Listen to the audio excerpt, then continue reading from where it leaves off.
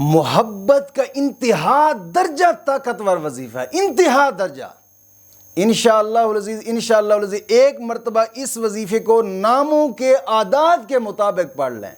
मैं कहता हूँ कि दुश्मनी भी है ना, वो दुश्मनी भी दोस्ती में तब्दील हो जाएगी इंशाअल्लाह अज़ीज़। लेकिन शर्त यह है कि करें इस वजीफ़े को उन शराइत के साथ जो शराइत मैं लॉन्ग वीडियो में बताता हूँ, उन शराइत के साथ आप इस वजीफ़े को करें इंशाअल्लाह अज़ीज़ इंतहा दर्जा फ़ायदा पाएंगे, इंतहा दर्जा फ़ायदा पाएंगे।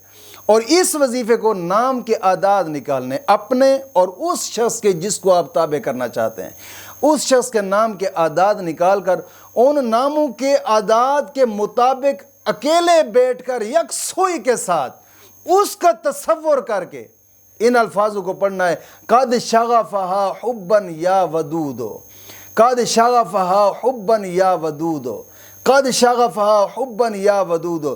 तवज्जो के साथ उन नामों की तादाद आदाद निकाल कर उस तादाद के मुताबिक इंशाअल्लाह अज़ीज़ इंतहा दर्जा फ़ायदा पाएंगे। और आदाद निकालने का तरीका मैंने एक वीडियो में बताया था, जिसका लिंक भी आपको इसके डिस्क्रिप्शन के अंदर मौजूद मिलेगा।